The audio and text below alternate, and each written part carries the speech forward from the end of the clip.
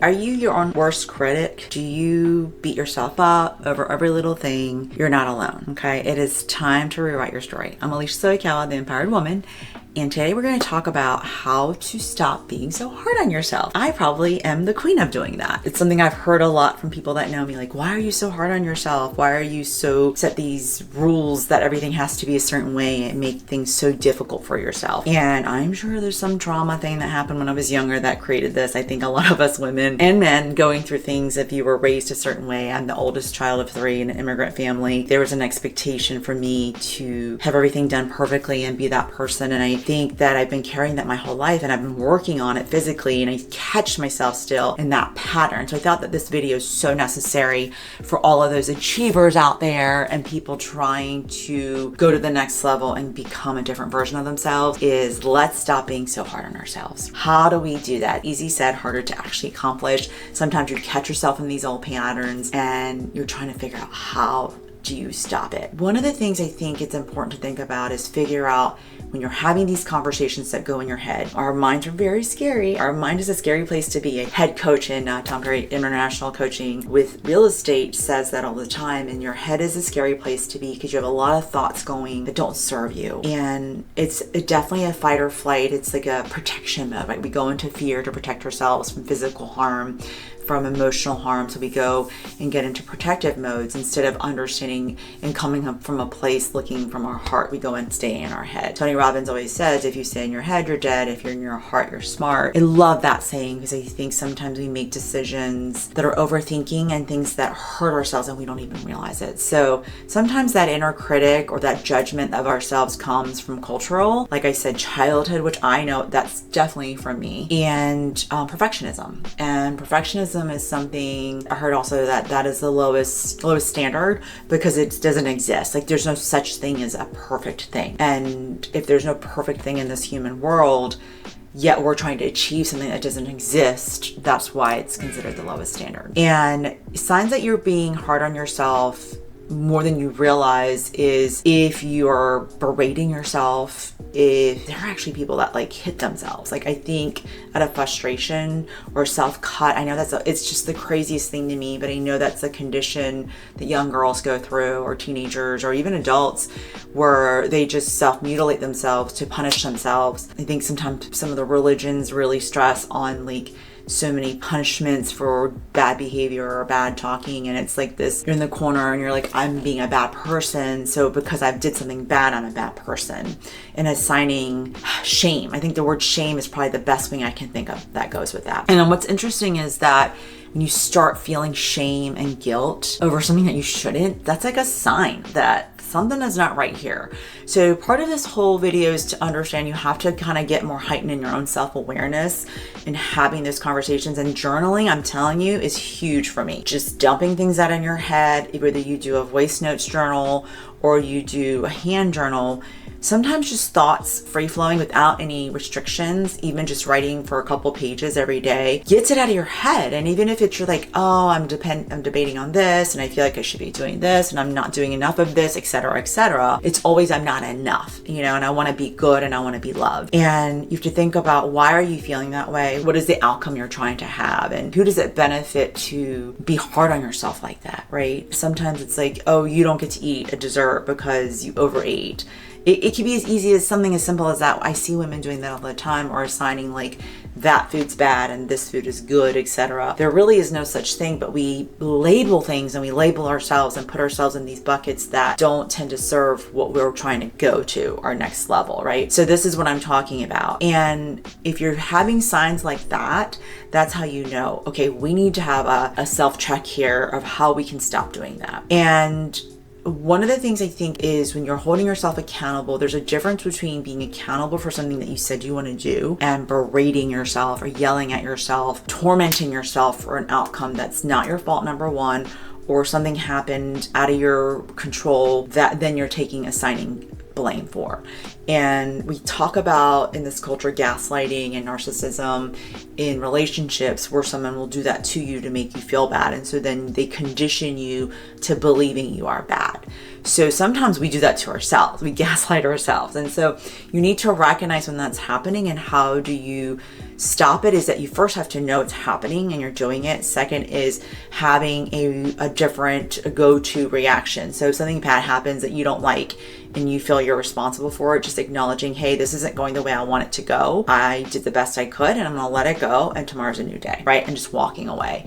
That's one step. I personally have tried that method. It has helped me greatly. So that would be on top of the journaling, because this is a whole excavating of you and going to the next self. Personal growth is not something that happens overnight. We just did a video about not being linear. You may do really well at this and something may happen that triggers you. Or if you go home to family and they see you in a different light, it brings you back to the way you were maybe. And so then you might start behaving in a different manner, going back to old habits, just like smoking or drinking or those kinds of things. Self-compassion, self-love, self-compassion. Gosh, grace. Those words. I love the word grace. Just think of it. Giving yourself some grace is probably one of the best things you can do in holding space for yourself. And I think there's a great coach out there named Danny Morrell, and he comes from a sales background as well, which I think is very interesting. And he speaks on the feminine and masculine. And I saw a recent TikTok on him speaking, and any advice that he would give to someone is like to do absolutely nothing. And which I thought was such a great thing to say, because if you're someone that is used to being hard on yourself and yelling at yourself and criticizing yourself, and in turn you criticize everyone around you, and I found that I was doing that to my kids and to my husband, or he said correcting everybody, is in that space biting your tongue and just being quiet and still. Sometimes when there's a lot of noisiness and you're achieving or you're trying to hit a deadline that you've put in for whatever that is, you start to get really stressed, and in that stress you start to act cuckoo is what I call it, and not like yourself, not hearing God and spirit within yourself. And so that's probably one of the biggest things I would say is,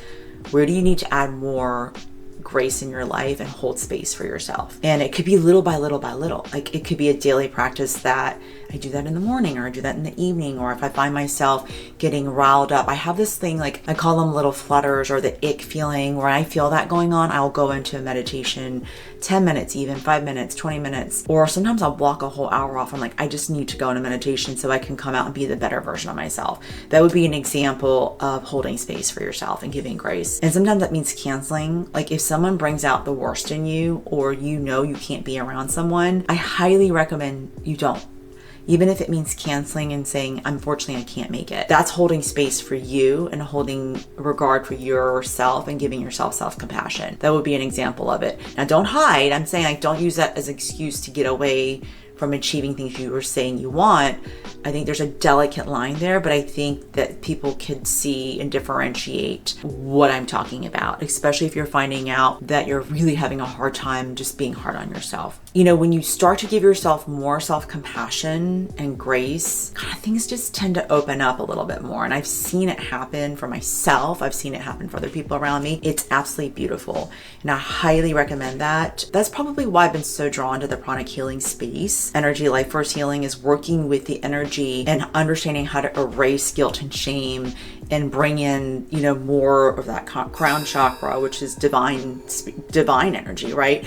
Because guilt and shame sits in our lower chakras, our lower body, which is connected to the earth, and our solar plexus. That's where we have guilt, shame, and all those feelings. And I think as I'm learning and understanding more and more why that energy body then affects our physical body, that's how we get sick and autoimmune diseases, it's fascinating to me. And I think part of it also is rewriting your self-talk, like you're replacing it. So instead of saying, oh my God, I'm so stupid, I shouldn't have done that, oh my God, why am I doing this, like berating yourself, instead of doing those things and saying those things, saying, you know, that wasn't ideal, and next time I'm going to do it this way. Or saying, you know, it just wasn't for me, and understanding that that rejection has nothing to do with what I did or didn't do. It just wasn't for me, and God has a better path for me, and accepting that, instead of being like, I didn't get this gig, or I didn't get this deal because of I was bad, or I didn't do something right and I'm horrible, etc., etc. And what I'm saying is that sometimes we tend to spiral in those places and hurt ourselves without even realizing it. And I think that is something I really want to point out, is that you have to rewrite your story. You have to rewrite the conversations you're having. Instead of saying, I should do this and I don't know why I didn't do that, I ate so horribly, say, I choose. I made a choice today and I chose to go that way. I chose to sleep in. I chose not to do the things I wanted to do because something else in me didn't want to do it. I'm not ready. And that's okay. And not to be berating yourself. Instead of saying I failed or I'm a stupid, saying I'm learning, I'm growing, I'm going to the next step. That's what I'm talking about, and replacing language, because language matters. What you says matter. What you say outside matters, and what you say to yourself matters, because they're little seeds. And Master Koei says that what you plant is what grows. So if you say those words, it's going to affirm and grow in you, whether you say them out loud or whether you say them to yourself. They're still being said. Okay, because quiet thoughts are still thoughts put out into the universe and energy. Again, some of the tools I would focus on is self-journaling, self-love journaling, without any parameters. Write whatever you want to write, but try to make it a daily practice. Or sometimes you skip a day. Again, if you skip a day, it's okay. Don't freak out, because I think people go, oh no, I missed a day and I'm bad for that. That goes against what we're trying to do here. And then also do mirror work. Like, look at yourself. Find things that you love about yourself, things that you're talented on. Like, look for things that are wonderful in yourself instead of always picking little things apart. And just loving kindness, meditations, prayer, telling yourself that you love you. The Twin Hearts meditation there's an absolutely beautiful part, and he says, like, look at your own heart and tell it you love it. Every time we do that, it makes me kind of tear up, because it's such a beautiful way of saying, I love you. I love you for beating. I love you for taking care of me, for working and keeping me alive. Like, those are huge pieces to acknowledging that, right? And, be your own safe place, not your enemy. Again, be your own safe place, not your enemy. Just like your home should be your haven, not a place that you're scared to come back to or feel stressed. Your home should feel like a haven. You yourself should be your safe place. There's enough crap out in the world. There's enough people out in the world that want to tear you down. You don't be the one that tears yourself down. You be the one that gives yourself grace and love and kindness. And little by little, it will start to change you. You'll start to see your behaviors changing towards other people. Because a lot of times if you're being nasty to someone, it's probably because you have nastiness in your heart for yourself. And it is that reflection of something within yourself that you don't like in that person that you see. So that's what I would challenge you to do. But hopefully this is helpful in your journey for personal growth and going to the next level. As if your mom's out there for mothers, think about this. Motherhood is an example to your children. So if your children are watching you berate yourself, you're teaching them that same behaviors. So if you anything, teach yourself to love yourself more, give yourself grace, so that your children can also do the same. Till next time, stay empowered, and I can't wait to catch up soon with some more thoughts on personal growth.